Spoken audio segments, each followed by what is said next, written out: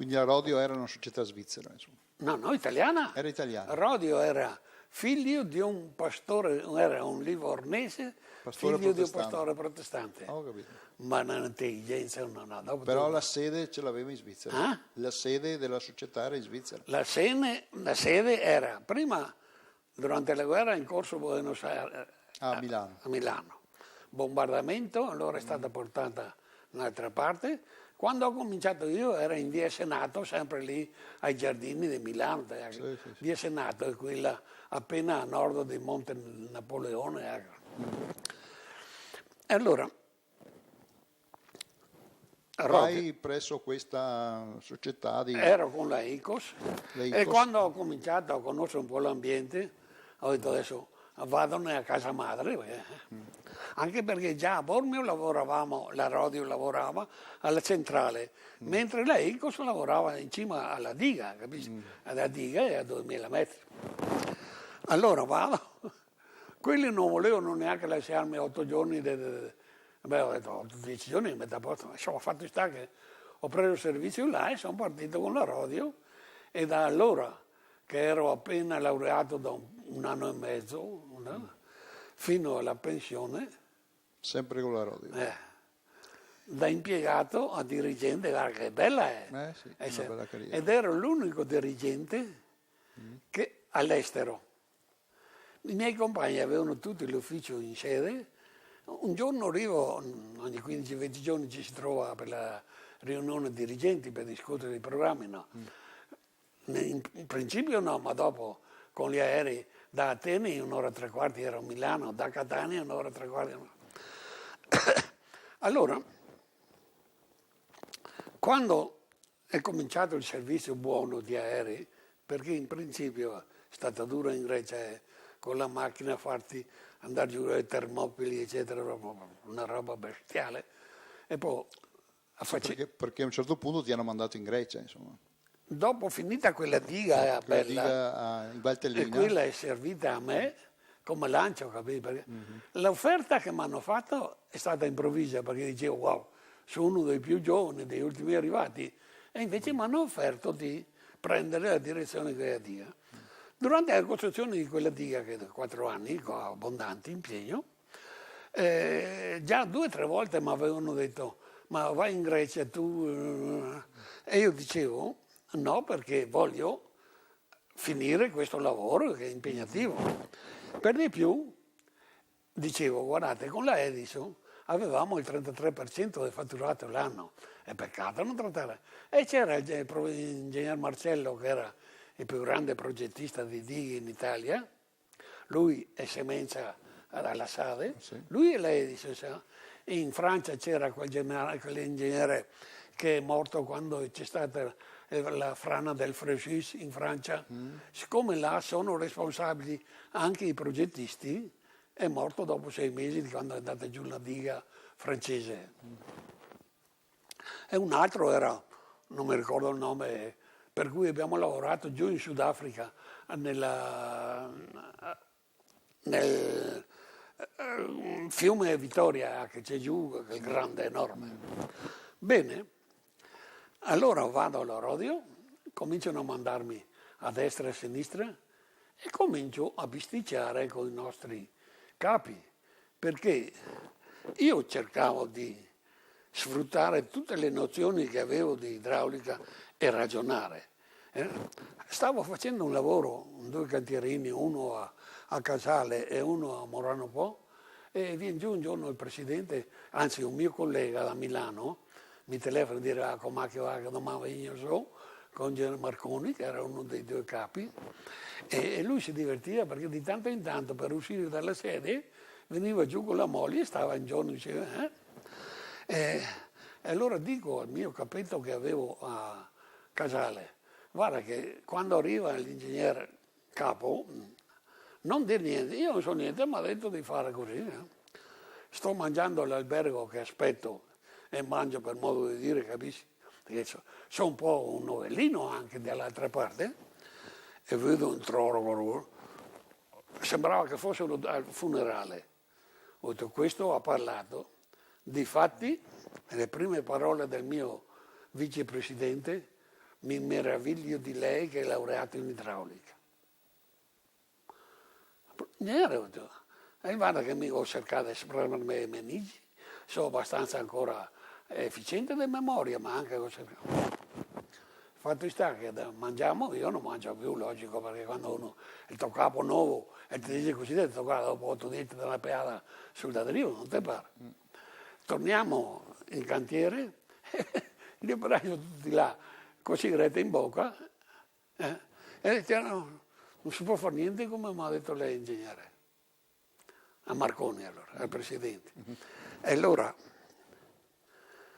mi telefona l'ingegnere svizzero che era uno dei miei colleghi della sede, che mi aveva preavvisato del riunione. E dice, in macchina sai che cosa ha detto Marconi? Che i veneti sei da buon comando, però se ti pesti a coda sei il peso di un serpentello, perché mi ha detto in genere mi cerco di sfruttare tutte. Insomma, quando è partito mi ha detto faccia come credi, io sono riuscito a quasi raddrizzarli con ovaglie enormi e nell'altro senso un 2/3. E quando sono tornato in sede e ho fatto la piccola razzoncina e mi dice però non è riuscito a mettermi perfettamente bene. Nel contratto non c'era di raddrizzarla, c'era soltanto di consolidarla. E io ho lavorato, ma ho rischiato fino a un certo punto, perché dopo era quella che dava tutto il raffreddamento, non solo tutto l'ospedale, ma anche la zona circostante, se mi capita su. E l'ingegnere svizzero, sai cosa ha fatto È venuto giù anche lui, quando ho fatto il tentativo di raddrizzamento dopo il consolidamento. E allora lui stava sopra la cosa, con la tuta blu, sopra la carnovaglia. Un caldo che moriva, insomma, per un giorno o due, Comacchio qua, niente. Al terzo giorno mi dice, dai Comacchio che comincia a muoversi. Siamo riusciti a tirarla su, capisci? Ho cominciato a besticciare, quindi con questo uno dei due presidenti ha cominciato a dire non è uno che si lascia influenzare, è uno che cerca di sfruttare le sue capacità raziocinanti e le sue nozioni. E allora mi ha mandato su qua a Moline, hai presente che c'è quella traversa? Sì, a Moline sotto Sovramonte. Lì hanno fatto 2 volte l'intervento e 2 volte la strada statale è frenata perché, se hai presente, è lì a sbalzo proprio sopra. Stanno lavorando ancora adesso, stanno Anche facendo adesso, una galleria. Stanno facendo una galleria adesso. Beh. Allora, quando mi mandano, io dico, ma qui vogliono bruciarmi proprio a tutti i costi, ti pare? 2 volte hanno fatto interventi e 2 volte grandi. Per fortuna viene un mio capetto che lavorava in un cantiere a Vicenza, quando ha sentito che c'era Ingegnere Comacchio, adesso vado su, era di Arsier. E adesso, non vorrà mica che io continui ad andare su e giù, ma Rec, mi ricordo che si chiamava. Guarda che aspettavo, venivo a cercarla nei prossimi giorni. Io vorrei poter dormire, perché se ho pensiero del lavoro in corso, non dormo se non sono sicuro. Fatto sta, viene questo rogo qua, faccio cambiare il progetto, anziché pali battuti, pali a rotazione, col carrottiere che segue, capisci? In modo che non ci sia né rifluimento in colonna né vibrazione. Un palo qui è uno 10-15 metri, capisci? Facendo questi puntini, un po' una volta ho consolidato, sono riuscito a fare il lavoro senza fare frenare la superstrada, capisci? E lì un giorno mi capita un altro ingegnere nostro della sede e mi dice guarda, io non c'entro, è l'ingegnere Marconi che mi ha mandato a dire va a vedere cosa fa Comacchio perché quello ma E viene lì, sta lì con me un giorno o 2, poi torna a Milano, il Placet. Pochi mesi dopo, siccome era per la Valdarno di Firenze, e non conoscevo ancora l'ingegnere Mondolfi che ha gli ebrei, perché la Valdarno era di proprietà degli ebrei. E c'era Fallorni che alloggiava al Doriguzzi a quell'albergo di Feltre là. E E mi aveva preso in simpatia perché vedeva, pensa che lì facevo le cose io al posto dei miei geometri perché non mi fidavo che facessero tutti i tracciati, eccetera. Fatto sta che un bel giorno lì, da Firenze, mi dice, sì, ma lei non è ancora riuscita a farmi una, cosa mi ha detto, una serie di piezometri, eccetera. Mi ha detto, guarda che è la prima volta che lei parla di piezometri, perché io sono laureato in idraulica e quindi ho detto, so cosa sono i piezometri e a che cosa servono. Se lei mi diceva, ho fatto il lavoro, ho messo a posto tutto. Che dice Falorni all'assistente? Io era la prima volta che avevo programmato 15 giorni di ferie al mare e il mio capo da Bolzano mi dice se sei d'accordo con la direzione dei lavori puoi andare, no? E lei aveva perso la voce perché durante la notte lì arriva la galleria di scarico della centrale che c'è subito sopra sul laghetto, è presente? Sì. E durante la notte quasi non si ammazzano l'assistente della direzione lavori e il mio geometra. Perché si sono messi a bisticciare là dentro, capisci? E siccome quelli è giù come una cacciata d'acqua enorme che passa dentro nel tubo, no? Hai presente? E dopo la traversa serve anche a sbarramento e appena fuori di là della galleria, un 500 metri, è un unico condotto che va sulla diga del Senaira. Io anche lì avevo messo naso, capisci? Cioè mi ero reso conto. Fatto sta che sono riuscito a mettere a posto le cose e allora Falorni mi lascia partire. E lì ho fatto una rete di piezometri su tutte le, ancora adesso che i cretini hanno fatto i pali che vedi tutto senza cemento di superficie, hai presente, proprio uno schifo. Se avessero avuto un po' di buon senso avrebbero voluto riparare al malfatto del primo cantiere che avevano fatto per sistemare, invece non ho mai fatto. Fatto sta che io ho fatto netti piezometri e allora non so quante volte al giorno lo facevo, mandavo i ragazzi sul posto, uno per piezometro, al fischio dovevano prendermi la lettura. Non mi fidavo, ti ripeto, dei miei geometri per fare le iso-idroipse, capisci? Perché dopo da quelli io capivo il movimento dell'acqua sotterranea, capisci? Sono riuscito a stagnare l'acqua, a fare che l'acqua andasse di là. Viene su un giorno il mio professor Marzolo, perché dopo da lì la Valdarno ha cominciato a darmi l'esclusiva dei suoi lavori. E allora c'era la centrale di Arcier. E c'era a dicembre un freddo del demonio e dove ho mangiato gli ultimi marsoni perché i miei operai facendo i pali nel Cismon mi hanno tirato su, dopo 24 ore a casa li mettevano a cuocere e saltavano ancora. Beh, fatto sta che viene su un professor Marzolo con Orler, un altro professore di ingegnere di Trento e un ingegnere da Firenze e arriva in cantiere. Il professor Marzolo quando mi vede mi prende e mi abbraccia. Il professore ha detto che contento che sono di vederlo.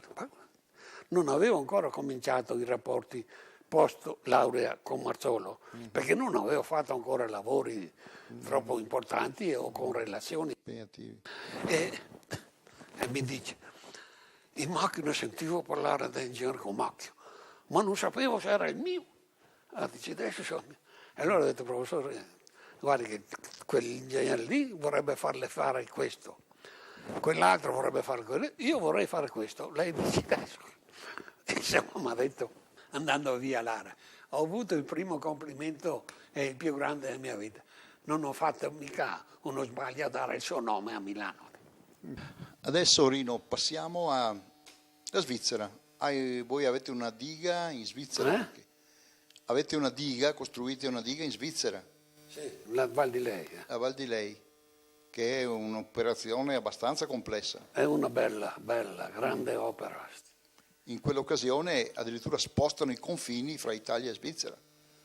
E siccome era il bacino cade tutto in territorio italiano, gli apporti invece sono e dall'Italia e dalla Svizzera perché attraverso da una valle all'altra, se c'è un condotto da una quantità d'acqua per cui vale la pena, si fanno le gallerie e si porta l'acqua anche dall'esterno, hai capito? E lì, come ti ho fatto vedere anche di là prima, il lago è tutto in territorio italiano, che separa la Val di Lei, territorio italiano, dalla Val non mi ricordo, che è svizzero, ci sono 900 metri. Allora, da una parte c'è la dogana svizzera e dall'altra la dogana italiana. E io dovevo ogni giorno fare quei passaggi perché mi sono trovato a casa a Ander di svizzeri, bestie. A me, perché sono ingegnere, hanno lasciato prendermi l'appartamento per me e mia moglie. E gli operai che lavoravano a Berenburg, là, qui a diga nostra, niente quelli, dovevano restare nel baraccone, eccetera. Beh. E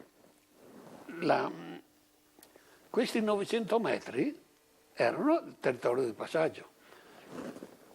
Gli svizzeri hanno servizio di frontiera, sai, sono anche piccoli a volte nella mentalità. E se io avevo una cagna meravigliosa, un pastore tedesco, portata su con la funivia, perché noi dalla diga avevamo la funivia diretta, arrivavamo giù a Campodolcino e anche la teleferica per trasporto materiali. E allora i rifornimenti di viveri e altro venivano parte camion e parte in teleferica. Allora, poiché gli svizzeri non potevano far coprire la mia cagna con cane svizzero perché allora il mio fornitore di viveri ha detto: lei mi dà la cagna, la porto giù con la funivia, e ho fornito di cani tutta l'impresa nostra a Milano. E un giorno viene su allora il capitano della Guardia di Frontiera svizzero da Tours è il Bassano, diciamo, della zona a nord di Coira, di Cur. E viene su perché volevano che io mettessi targa svizzera. Io ho detto no, io pago le tasse in Svizzera di soggiorno, pago per i viveri, cioè, pago per l'affitto, eccetera, ma non faccio, perché io sono lavorare in Italia, dica Valilei, progetto italiano, la Edison, paga in lire italiane e quindi dovete considerarmi come un turista permanente. E insomma, alla fine sai cosa ha fatto lui, intelligenti svizzeri? Ha detto alle sue guardie di frontiera: voi non guardate quando vedete la macchina degli ecomacchine, non guardate la targa perché loro siete a posto con la cucchietta. Allora dopo ha voluto venire a vedere la diga, ma lui aveva la pistola e allora non poteva attraversare la montagna. E venire in Italia. Allora ho detto: ma dai, amico, intanto. E l'avevo portato così. Ma per dirti la mentalità, la cosa buona degli svizzeri è soltanto quella che ad altezza d'uomo c'è in tutte le strade piéton a gauche, cioè pedoni a sinistra. Quella è giusta, andare contro la macchina che arriva, perché se ti viene addosso fai in tempo a saltare via. La vedi. Ma se no erano bestiali. Dalla Svizzera alla Grecia. Dunque, stavo lavorando lì, ti ho detto, hanno cominciato a tontonarmi, come si dice, per andare in Grecia fin dal secondo anno. E perché volevano andare? Perché l'impresa Rodio era la più famosa nel mondo. Le imprese generali, quando avevano la Rodio come impresa specializzata, erano sicure. Tranquille. E dicono, fino ad allora eravamo andati soltanto per concorso, capisci? La ditta tale, l'Iniki Tecnici, la società greca, domanda la collaborazione della Rodio, allora c'erano i nostri documenti legati. Io ancora adesso sono procuratore per la Grecia perché ci vogliono 3-4 anni per avere il riconoscimento interstatale. E io ho detto, sentite, il discorso che ho fatto stamattina, con l'Edison abbiamo il 33% della nostra fatturato. Perché? C'era l'ingegner Marcello che mi faceva quello che volevo, i prezzi anche li ho spuntati sempre magistralmente bene, capisci? finiamola questa diga, oppure portiamola verso la fine, quando io posso lasciare qui qualche mio collaboratore e sapere che fa quello che deve fare, ti pare? Sì. E insomma hanno accettato, anche perché vedevano che andavo in Foro Bonaparte a Milano e spuntavo anche nelle situazioni, eccetera, capisci? Portavo a casa. Marcello però aveva delle esigenze. Era geloso dell'ingegnere professor Staub, svizzero, che era il più grande geologo della Svizzera, la cui figlia, che accompagnava suo padre a fare le camminate, un fenomeno per camminare, è stata moglie, è morta, un mio coetaneo della Riccioni di Bologna, che era la direzione lavori, il quale non andava d'accordo con tutte le imprese generali.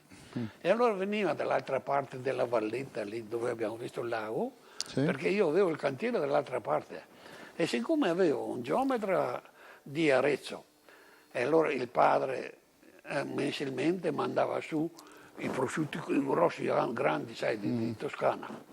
E il vino mi veniva dalla zona di Padova, da Dei colli. Teolo, giù di là. Dei colli. E gli altri, insomma, avevo di tutto. Lui allora veniva di là, e fra noi ci si dava del tu perché eravamo coetanei, eccetera. Non poteva sopportare l'ingegnere direttore lavori, Ratti, è morto l'anno scorso, perché era, penso, il giorno di Natale lui lo passava in cantiere, perché diceva per lui è il giorno più bello. Un Natale, e non volevo telefonate, il centralinista gli passa sua madre che telefona da Milano per fargli gli auguri, l'ha licenziato. Ah, Beh, addirittura. quello ha avuto un rovesciamento con la campagnola tipo il mio, solo che quel tempo guidava l'autista. L'autista, non so come sia andato, ma è morto, ho paura. E lui è stato parecchi mesi all'ospedale, era tutto malmesso. E allora, nell'anniversario della caduta, si faceva portare dall'autista giù a Tusis o Andera, dove ero anch'io, in albergo. Sulla porta dell'albergo mandava via il suo autista, tu dopo domani mattina alle 6 sei qui a prendermi, perché non voleva che neanche l'autista sapesse dove dormiva, capito? La superstizione proprio al 7° grado. E dopo allora si trovava alla stanza, dormiva, eccetera. Ha avuto quell'incidente, ti ho detto, rovesciamento, eccetera. E a Milano un giorno, dopo passate e sistemate le cose, un boccia di quelli del forno, col carrellino, sai che il Biruccini ha davanti a bicicletta, Sì, che sì, portava il pane, lo qua in vestito, lo ha mandato una volta in ospedale, insomma, dopo però ho saputo da un frate dei Servi di Maria di Vicenza, mi ha detto guarda che ho trovato l'ingegnere Ratti in Spagna, perché sapevo che era andato in Spagna, però era misogino, eccetera. Invece no, ho detto si è sposato e ha 2 figli. E ho visto che è morto l'altro anno. Ho capito. Allora, Torniamo alla Grecia. alla Grecia, Dove ti mandano? al nostro capo, non quello di quello della Edison, perché i nostri 2 capi, 2 presidenti, avevano uno un reparto di iniezioni e cose, e l'altro e poi in funzione dei clienti anche. E quello, Marchini, mi dice, ma perché non va in Grecia? Ho detto, sentite, per me mi pare correttezza e anche antivedere vorrebbe fare. Insomma, hanno accettato. E ho detto, dopo l'ultimo momento, ho detto, beh, adesso fate convinta mia moglie perché è mia moglie che non vuole venire. Allora la chiama al telefono. Tu nel frattempo ti eri sposato in che anno? Ah, Tu ti eri sposato in che anno? il 54. Nel 54. Allora, ma signora, andate lì.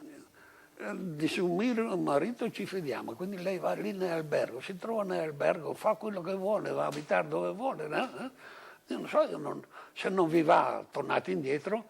A nessuno mai ho detto queste cose, dice il Presidente. Capito? Proprio aveva un'affezione anche, capisci, per la mia correttezza, perché abbiamo besticciato anche con quello una volta. Mi dice, ma lei dove dorme? Andero, ho detto giù. Come ha detto? A me l'Ingegner Rodio ha imposto di dormire in cantiere, ma lei ha accettato, ho detto. Io non l'accetto mica un'imposizione, capisci? Ero giù a un'ora dal cantiere e dormivo, invece che dormire in baracca, dormivo a casa mia, capisci? E questa battuta forse gli ha fatto capire che con me conveniva usare modi convincenti, non minacciosi, capisci? E dopo aveva avuto un caporetto, uno dei 4 suoi figli, era sempre in giro per il mondo. E mi ricordo un giorno ero su alla diga del Palù sopra Peio, stava aspettando un figlio ed era in Sudafrica. Per caso ha fatto ponte e siamo riusciti a parlarci. E allora mi dice, e gli dice, aspetto sempre la risposta del parto di mia moglie. E allora gli dico, guardi che proprio ieri abbiamo cercato, non sono riuscito a parlarle, ma è nata, sembra una figlia. Come sembra? Comunque, capisci? E quello, allora mi dice, io volevo che andassi prima ancora in India, dopo in Etiopia, perché l'Etiopia restava sul cuore, voleva trattarla in modo... Dopo un bel momento mi dicono, guarda, America centrale e meridionale, e ho mandato un mio geologo, uno che aveva lavorato con me, insomma, perché una volta lavorato con me erano abbastanza, tant'è vero che dopo quando tornavano in sede, in principio le telefonate che mi facevano, ingegnere, tutto sbagliato, tutto da rifare, tipo Bartoli, perché andavano in sede, scusa, c'è una direttiva, è il direttore generale, se c'è qualche cosa contro la direttiva non ha il coraggio di fermare, no, per una spesa, per esempio, capisci? Sia pure di un ingegnere, ma la legge deve essere uguale per tutti. E io ero feroce in questo, perché dico perché? Ed è per quello anche che ho avuto sempre un trattamento di favore anche nel... Io non ho mai chiesto voglio andare là, voglio andare qua, eccetera. Per lavorare bisogna essere in 2, dicevo. Chi dà il lavoro e chi lo fa. Se io non lo vedo da... Per di più a quel tempo avevo un mal di stomaco, se fosse stato come adesso, Lorenzo, Madonna buona. Pensa, stavo anche un giorno o 2 senza... Ma andavo in giro per la Grecia con l'ingegnere greco in principio, che mi faceva da interprete, e io non riuscivo a mangiare, andare dentro nelle trattorie. Lui e lui mi diceva, mi facevo fare 2 uova sode e dicevo non sbucciatemele perché me le voglio sbucciare. Da solo. Capisci?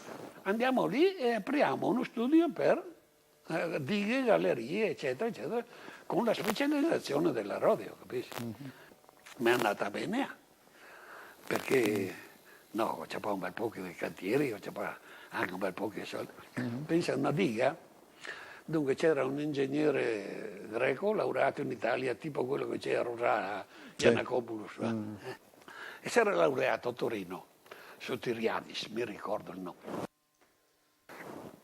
Avevano già fatto il modellino, eccetera, di una diga, sempre sul Pinios, un altro, perché c'è il Pinios Ilias, che è quello del Peloponneso, e un Pinios, quell'altro, dove avevo i primi cantieri io, sotto le meteore di Calambaca. Hai presente che ci sono quelli, i conventi delle frate? Ah, ho capito, sì.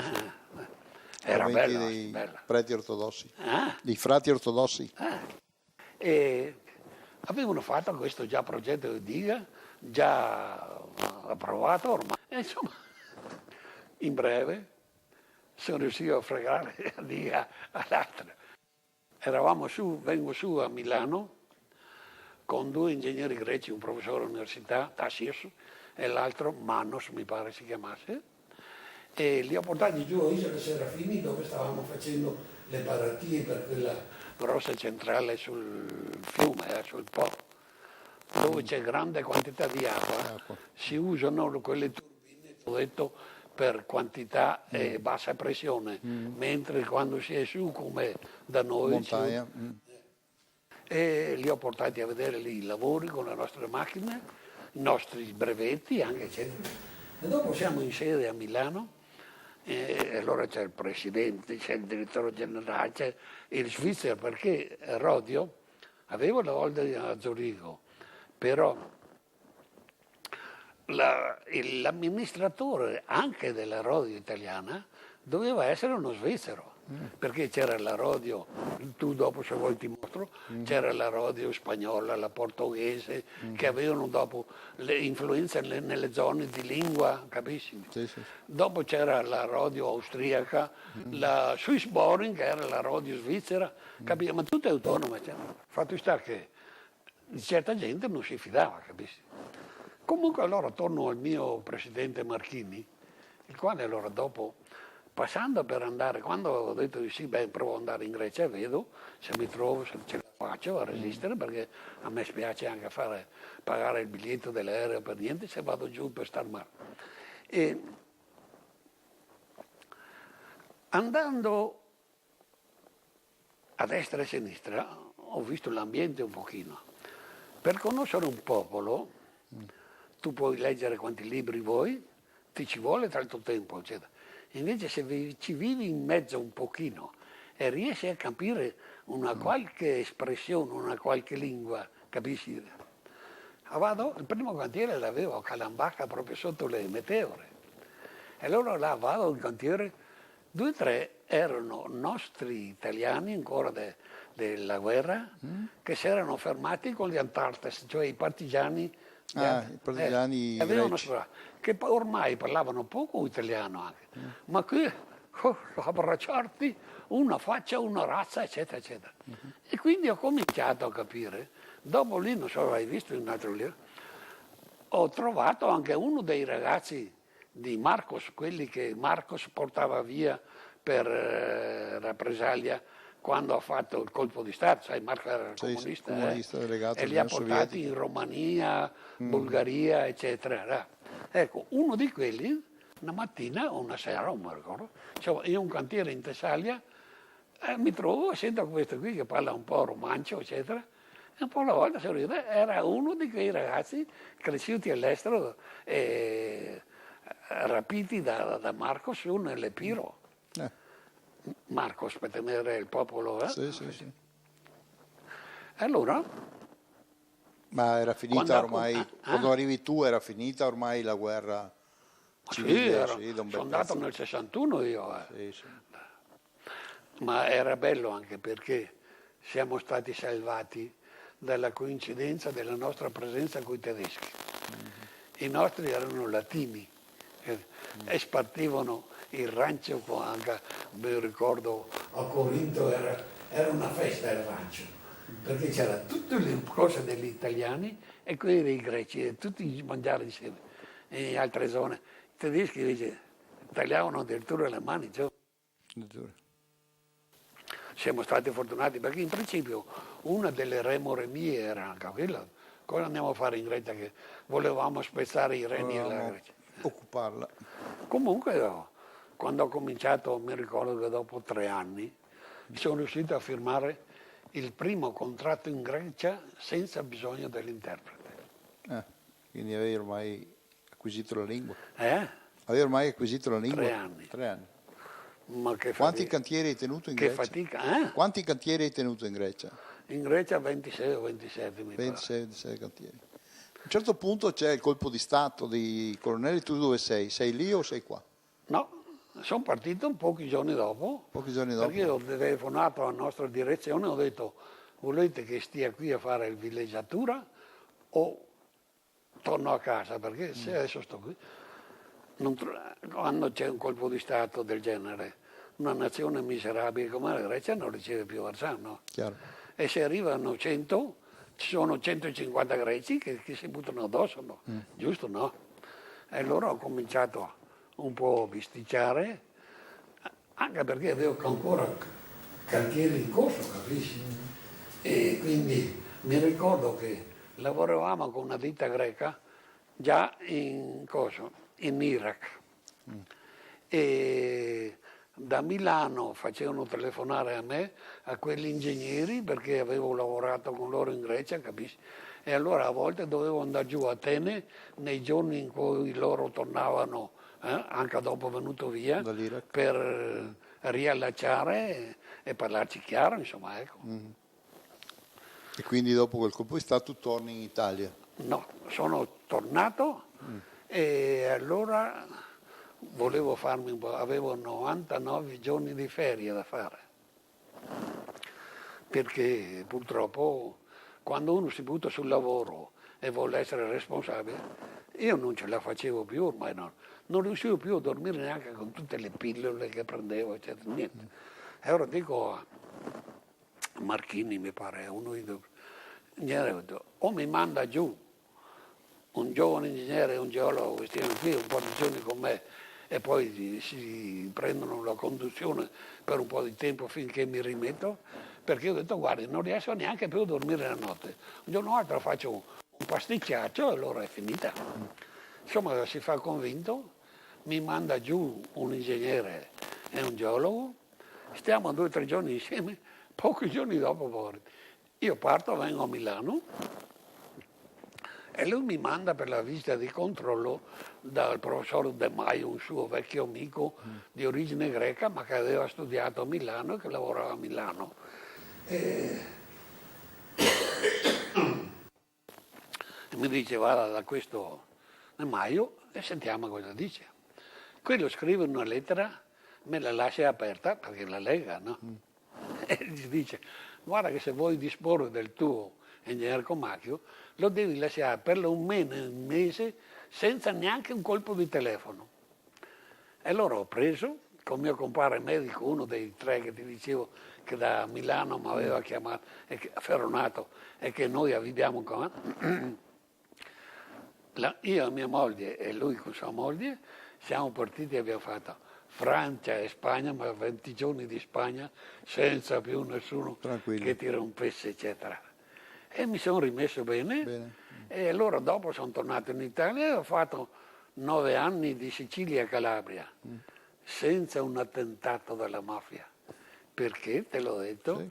perché quell'altro, Conoscevi questo amico mio, si gira col padrone, lì sono tutti legati così, loro sanno vita, morte e miracoli tutti quanti fra di chi loro. arriva.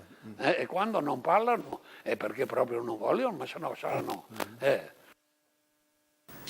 E quindi non mi sono neanche mai fatto pagare dall'impresa per questi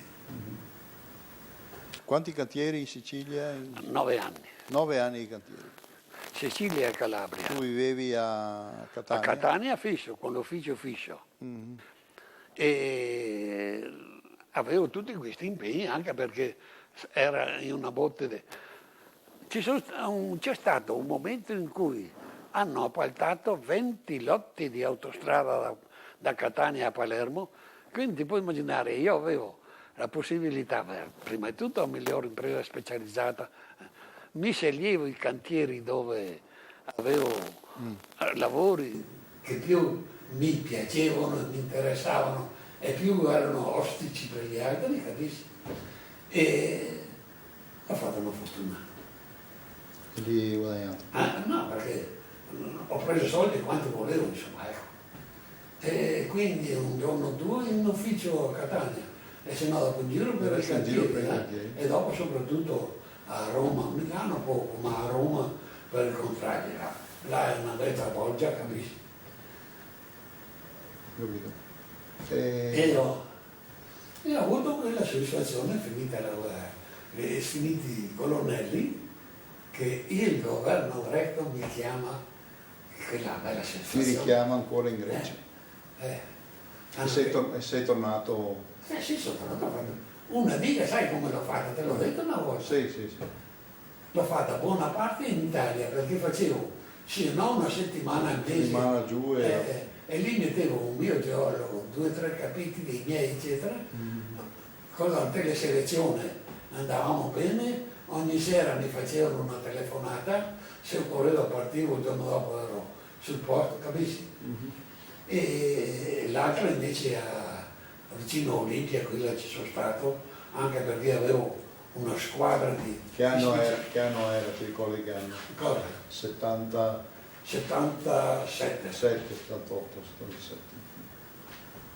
E E andavo bene e dopo perché... questo periodo, dopo questo periodo in Grecia, No, dopo no.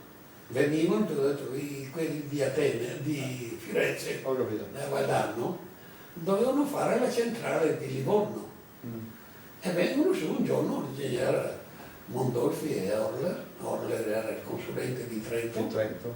per la Valdarno, e vengono in sede e vanno a Marchini. Vorremmo parlare con Gian Comacchio, abbiamo...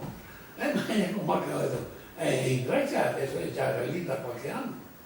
E allora, dopo sente che la segretaria dice, dice, no, cari, oggi è quindi il passaggio, era andato subito, che tanto era comodo, no, ti dicevo un'ora e tre quarti. E allora mi offrono di fare i corsi e non potendo io andarci permanente, e loro hanno detto fate anche voi il palo di prova per la centrale e poi ve lo diamo se va. Ma va giù un mio collega, un ingegnere più anziano di me, con un capetto nostro, esperto, sai cosa hanno fatto? Stanno facendo il palo di prova, no? Lo interrompono il getto per andare a mangiare. Ma bisogna essere criminali. E allora una volta torno in sede e dico la domanda agli Marchini. E allora Piombino ho detto ve l'andata ora? Chiama questo ingegnere e quando lì dice, vede com'è, dice, questo starebbe bene come figlio regolo in Nord Africa, messo dentro sulla botte con i fiori. Fatto rotolare. Vedi che mi danno il lavoro, lo danno a me proprio, perché dico, rispondo io dei miei colleghi, e va a fare il palo di prova e tagliano il getto. Quando mai uno da fare un lavoro del genere? Capisci? Il palo di prova cos'è? Il palo di prova è un palo uguale a quello che sarà per le fondazioni, ma che fanno prove e di portata e di carotaggio. Cioè dopo fai... hai visto anche qui c'è? Sì, mi pare ce n'è uno qua. C'è un copione di roccia qua. Solo su a Val di Lei ho fatto di quei... No, sull'altro libretto. Sull'altro libretto. Su questo? No, l'altro, quello sulla Svizzera. Quello della Svizzera. Comunque sì. L'hai visto quella, quella sonda vecchia? Sì. Però era la più pratica per fare un grosso diametro e dopo tirare su i pezzi. Anche per me, come hai fatto il pezzo di... Se non si rompe, devi per forza fare un buchino con la cosa per mettere dentro l'ansia e tirare su. Ho fatto un carotaggio alla Diga Validea imperiale. Ho capito. Bene, allora l'Italia meridionale, Livorno e a questo punto in che anno siamo? Dunque, c'è stato 80, 81. Ero qua a Venezia.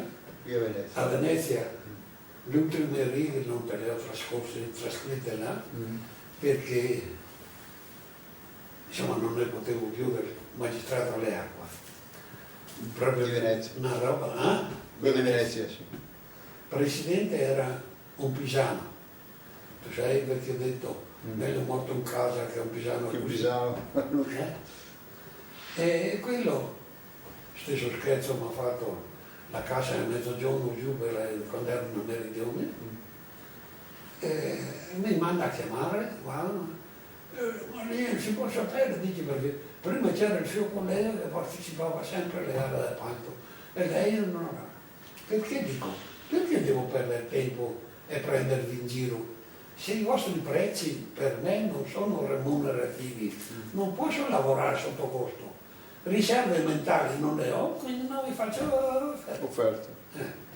E allora sì, anche il Natale prima che arrivassi io avevano regalato quello lì un quadro da $500,000. E lo stesso per la Cassa a Mezzogiorno in Sicilia. Lavorare alle dighe per esempio. E specie il consorzio di Caltagirone che era quello che aveva il maggior numero di studi perché in Sicilia sono tutti privati che hanno quei pozzi, capisci? Sì. Vendono l'acqua e quindi hanno interesse a bloccare tutte le altre erogazioni. Allora finiscono la diga e non c'è ancora il progetto dei canali di... e sono cose... mi ha chiamato un giorno a fare un lavoro in una diga vicino a Caltagirone, un macello. Piovevo da tutte le parti, eccetera, ma insomma, con dei bei capotti, eccetera, eccetera, sono riuscito a fare i miei specialisti i sondaggi opportuni per conoscere lo stato di questo pozzo cave. Ma io ho tanto insultato la direzione dei lavori anche sul posto di Caltagirone, a un certo momento hanno detto alla Casa del Meridione che loro in Giancomacchio non la vogliono più vedere neanche in cantiere. Mi viene riferito a Catania, hanno detto, guardi che hanno detto a Caltagirone che lei non deve più mettere il piede, mi fa portare subito da un geometra nostro. Vado lì, arriva il presidente da Roma e mi cerca, ma come genere? Ma io sono qui proprio in incognito e di sfrotto perché... E allora ho fatto il discorso che ho fatto anche di Venezia, senta Presidente, io non posso farle un'offerta con riserve mentali come hanno tutti questi qui intorno, io faccio un'offerta se so che posso affrontarla. Quando sono arrivato giù, sono andato con quel mio collega, e per fare un piacere con il mio collega di Bari, e ci siamo fermati a Gela, ti ho detto no, da tempo non te l'ho detto. Sì. Dopo sono andato verso di là, Agrigento. A Agrigento avevamo bei cantierini, poca cosa, ma erano belli perché lavoravi proprio in mezzo a tutte queste antichità, eccetera. Zona dei templi. Non mai mangiato o dormito a Agrigento, ma sempre giù a San Lorenzo, là vicino anche alla casa del... Chi è quello scrittore? Camilleri? No, quello adesso, quello prima. Sciascia. Eh? Sciascia. No, Sciascia è quello di Bagheria. Pirandello. Pirandello. Perché a Agrigento stai facendo la doccia e ti manca l'acqua. In albergo non sai come sei trattato. Terza cosa erano classici. E il mio geologo alla capocantiere che aveva risposto mi racconta un giorno che tutta quella bombina a volte c'era qualche furbo anche. E un cliente per avere il pagamento aveva promesso una certa percentuale sull'importo che ci avrebbe incassato. Come ha incassato, lui ha staccato l'assegno come convenuto per quell'impiegato statale, insomma. Solo che prima aveva votato il conto corrente. Era scoperto. Me l'ha raccontato che ci ho fatto una sganata. E allora quello tornava là e dice, e per cosa non te ne denunci? Capisci? Era una truffa grande. E c'erano i soliti sistemi. Ho lavorato, guarda, anche a Kindaria sull'antichità, e dopo su tutta quell'autostrada, ma noi abbiamo anche diverse relazioni lì dentro. La tua carriera finisce in che anno? Tu finisci in che anno il lavoro, i tuoi lavori? No, nell'83 mi pare. 83. In Calabria, anche lì non ho mai avuto un attentato, però in 2 cantieri dove io lavoravo ci sono stati mafiosi. In uno, c'ho anche il prospetto lì, lavoravamo in un canalone là, vicino a Bagnara, e c'era il Blondin che avevano 800 metri di corda che ci calava le sonde giù nella valle per fare gli ancoraggi dei piloni, capisci? Non ci fosse slittamento, eccetera. Una volta che i lavori lì ti costavano 10 volte tanto perché dovevi andare a indosso di mulo, smontare tutto un pezzo alla volta. E l'impresa generale era la Moviter. Un giorno, caro, le nostre macchine restano ferme, non si può più fare niente, perché lì c'è stato l'intervento di un tecnico, un ingegnere.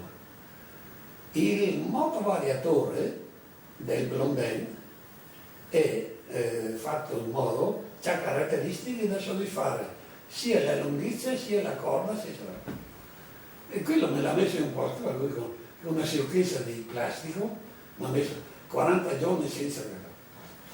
Ma non era contro di noi, era contro l'impresa generale.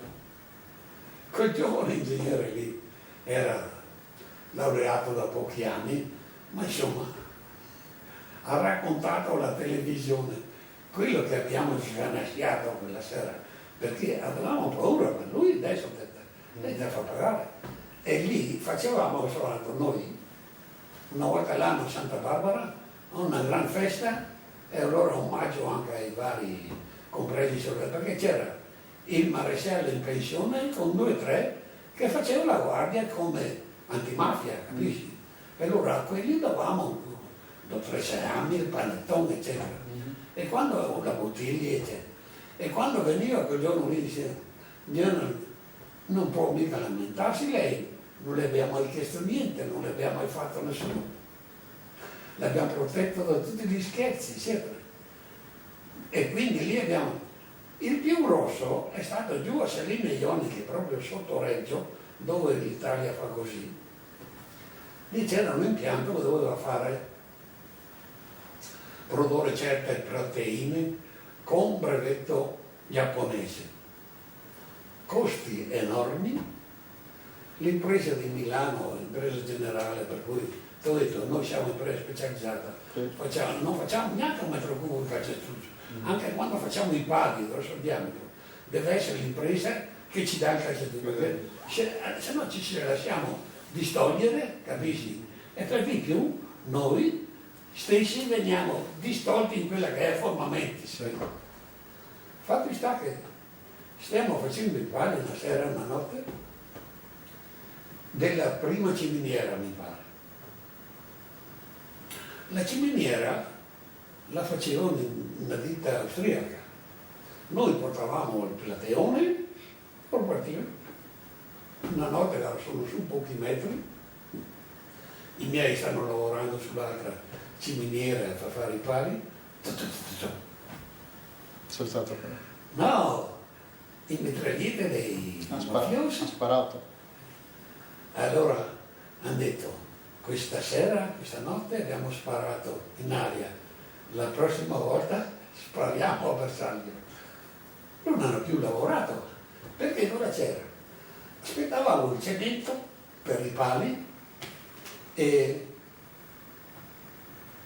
non ce lo davano. Fatto 3 contratti, mandato il mio geometra a Reggio Calabria. La terza volta mi dice, era uno qua di Feltre, che avevo già avuto anche in Grecia, perché io mi portavo dietro quello che... Squadretta. No, era bello così, No, ma la stima che avevano quelli lì, erano quelli che mi dicevano quando andavano in sede dopo. Perché io l'ho fatto fare anche dirigente e questo geometra, di solito un geometra Si ferma fa al fatica. tecnico. Io era tutto sbagliato, tutto da rifare, quello che mi l'ha insegnato. Infatti sta che il terzo contratto è al secondo o terzo piano e quella ditta che gli aveva promesso il calcestruzzo, perché noi avevamo bisogno di pali. Nell'alberghetto lì vicino al cantiere c'era il geometra dell'impresa Battisti di Milano che doveva misurarle e dopo noi facevamo il getto. Ma il calcestruzzo ce lo dovevano dare loro, se non che in quel momento non avevano ancora fatto l'impianto di betonaggio. E allora hanno detto, trovatelo.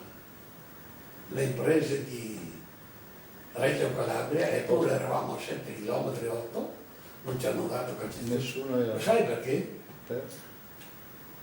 La centrale di betonaggio doveva essere fatta dal medico del coso, perché la mafia aveva deciso così. Il medico, altri 2 o 3, faceva quell'investimento che altro faceva. Infatti e non avevano ancora cominciato neanche l'impianto, no? E cosa facciamo noi? Stiamo facendo gli scavi e quando è finito noi dobbiamo fare il getto al termine. Fatti stacche. Dopo quella sera, il geometra al mattino non c'era più. Il direttore dei lavori era nel cannetto, c'era vicino al cantiere, era lì nascosto, perché lui diceva quando della mafia che andava a chiedere soldi, ma non ne dovete venire da noi, dovete andare dalle imprese, sono loro che prendono i soldi, noi paghiamo. E ci sono voluti, non so, 2 mesi prima che l'amministrazione di Reggio riuscisse a mettere insieme la squadra di carabinieri e allora abbiamo proseguito i lavori con la scorta dei carabinieri e lì tutti quei miliardi, centinaia di miliardi di lire di loro buttati al vento perché non hanno più avuto l'autorizzazione di fare quel tipo di proteine. Pensa cos'è costato, le saline ioniche è ancora lì. Buttato via un impianto. Dopo quando c'è stata la rivolta di Reggio Calabria. Boia chi molla, Nel 70. sai come facevo io? Prendevo da Catania. Tu eri là sempre? Tu eri sempre là? E andavo lì e mi facevo allora, o prenotavo all'aeroporto di Catania, di Reggio, la macchinetta, ma di solito per Ranca perché mi facevo venire a prendere uno dei capi cantieri, cominciavo da quel cantiere e facevo il giro dei miei cantieri in Calabria. E allora, quando non avevo la macchina, me la prendevo a noleggio lì. E dopo allora andavo attraverso la Reggio. Ma Reggio aveva continui sbarramenti. Per cui, e spesse volte venivano lì che ti spaccavano. Poi guarda che mia macchina a noleggio, mi devo andare, sono qua, no? Quando sono tornato dal nord una volta, c'era lo sciopero dei traghetti. Allora avevo prenotato, non so dove era, Gioia Tavolo, non so, giù di là. Vado lì e mi dicono guarda fino a domani tu non trovi posto perché avessi prenotato, perché cioè, insomma mi sono stancato, sai cosa ho fatto? Ho messo i miei 2 fucili sul lunotto. Sono andato dentro in città, e allora lì c'erano i parlamenti con le piante e il controllo. Quando mi fermavano, facevo segno così ai cosi locali, dicevano, le dei nostri, mi faceva passare, cioè. In quel modo, ma queste partite avventure da mille, no? Ma ieri avevo quel boio di chi molla di Reggio Calabria, cioè. Per una capitale. E dopo e nella zona invece occidentale della Sicilia, lì avevo 7-8 cantieri acquisiti dal mio collega. Allora c'è una legge che dice che dopo 6 mesi, se non ti fanno la consegna dei lavori, devono restituirti a cauzione. Allora ho detto, quando sono andato, essendo senza l'accompagnatore conosciuto, cioè quello che garantiva che io avrei continuato la tradizione, che è lei, ti dicevo. E io me l'ero sentita, questo lo sospettavo, insomma. E quindi ho fatto il giro di qualcuno, dopo basta, invece con le ferrovie, là c'era un'altra cosa, non era più l'appalto era una cosa alla quale, capisci? L'appalto nazionale. E allora... Comunque il meccanismo è quello dei tangenti, insomma, era sempre quello dei tangenti. Insomma, non ho mai dato 1.000 lire e non sono mai andato a chiedere la consegna dei lavori. Alla scadenza raccomandata, restituita. E allora ce l'avevano con me, non volevano vedermi. Ma erano quei consorzietti o per la dieta o per questo o per quello. Capisci? Invece le ferrovie erano esigenti, un cantiere che avrebbe dovuto durare 20 giorni, un mese, 4 anni. Hanno fatto un... Mangiavano... E il mio collega poi aveva cominciato lui i sondaggi. Vado lì e non so neanche quanto profondi siano le fondazioni. come faccio io a consolidare se non so qualche profondità e che terreni io sotto? E allora ho dovuto fare, rifare. E i dirigenti locali che non prendono nessuna decisione. E allora dovevo venire su a Roma alla sera tardi, perché loro dalle 9 in poi ci si trovava col direttore generale e c'erano i suoi dirigenti di Palermo e si concludeva qualcosa.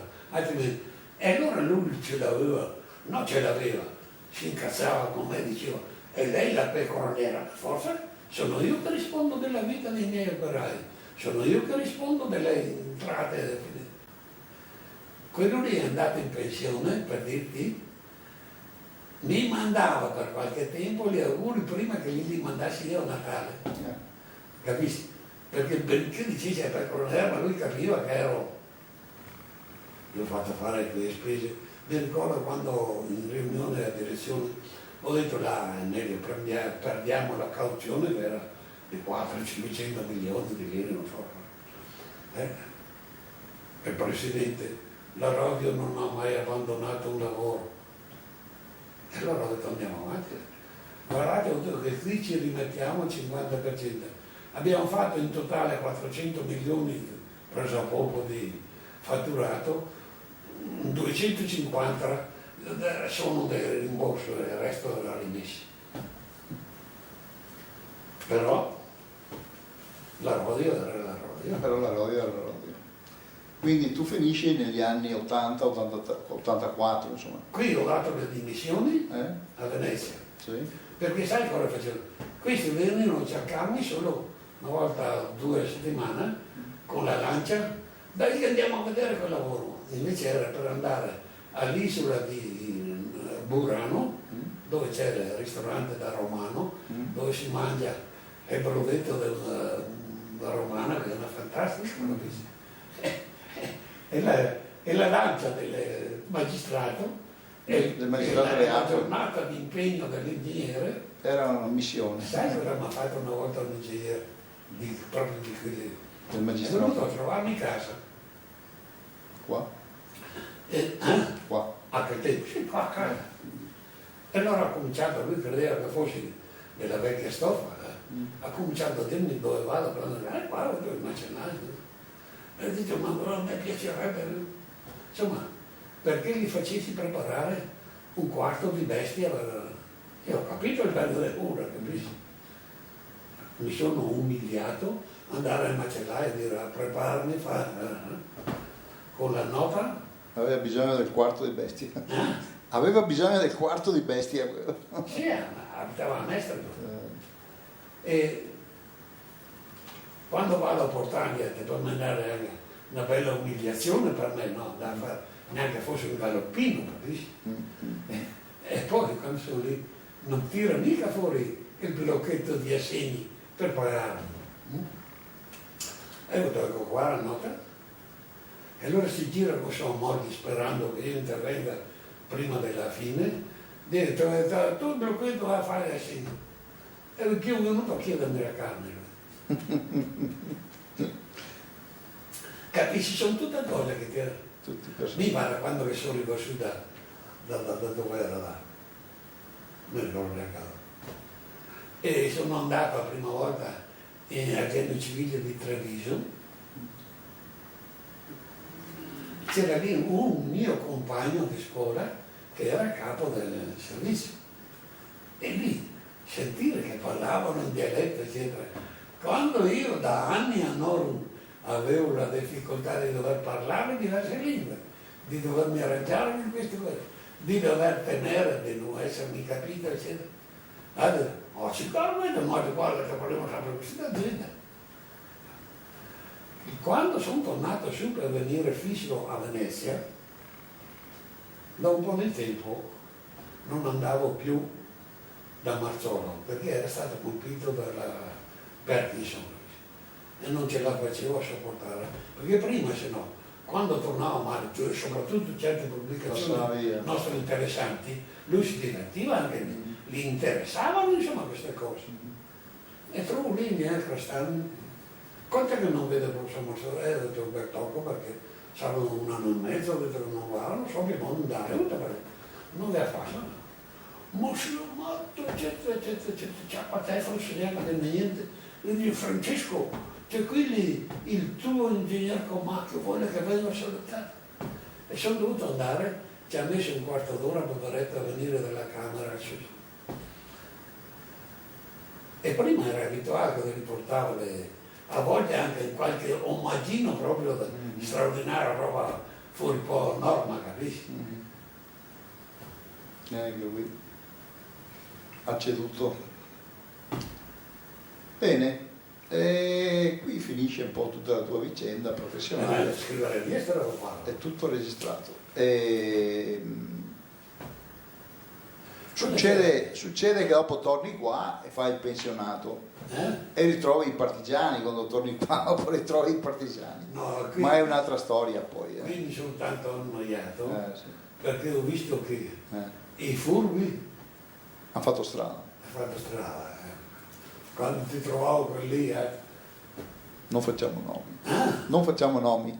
no, quell'ingegnere l'ho detto anche stamattina, no? Caspita che ti fa le pernacchie, perché lui è andato nella Repubblichina E ha fatto gli esami. si è ammazzato perché aveva scoperto, almeno mi hanno detto, su a Posagno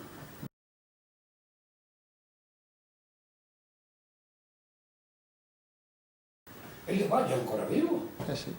è giù verso Padova in una casa di ricovero e lì c'è l'Elba bello. Io ho accettato di fare quel mese a Bassano con gli Crestani, comando di divisione Monterappa, perché ho detto lì senz'altro entro in contatto anche con la Giovane Italia che è di là. Infatti con Livaggio mi sono trovato 2 o 3 volte. Sì, guarda, non c'è più niente, non c'è più niente. Sì, devo dire, ma c'era il suo stabilimento però. Capì? È brutto vedere che... Però lui sta peggio di me almeno. Adesso sì. Rino, io ti ringrazio di questa lunga conversazione, di questa tua disponibilità. Abbiamo percorso un po' tutta la tua vita, dall'infanzia fino alla pensione e al dopo con qualche rimpianto, ma anche con tanta soddisfazione, mi pare. Io direi, se possibile, inquadrare, prima di chiudere, 2 o 3 immagini che un po' simboleggiano alcuni momenti della tua vita, insomma. La prima è la casa, una riproduzione della casa ricostruita dopo l'incendio a San Pietro di Rosà. È una casa che poi è stata venduta, però tu hai anche... Occupata dai vietnamiti. Occupata dai vietnamiti e poi... Da tutti i profughi. I profughi, e quindi hai fatto anche... E me l'hanno regalata giusto per ricordo, riconoscenza. Per riconoscenza. Perché è ceramica, quella lì, non è mica carta. Perché è in ceramica.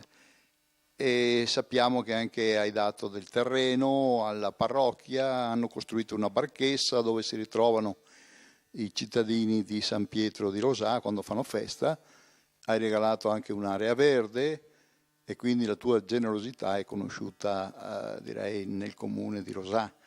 Comune di Rosà che ha voluto riconoscerti e darti la cittadinanza onoraria a gennaio di quest'anno.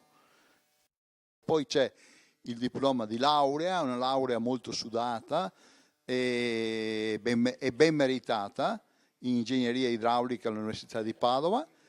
E poi direi chiudiamo con la immagine del papà e della mamma, a cui Rino, Giovanni Battista Comacchio, è rimasto molto legato, per quanto anche loro hanno dovuto subire durante la fase della sua lotta per la liberazione.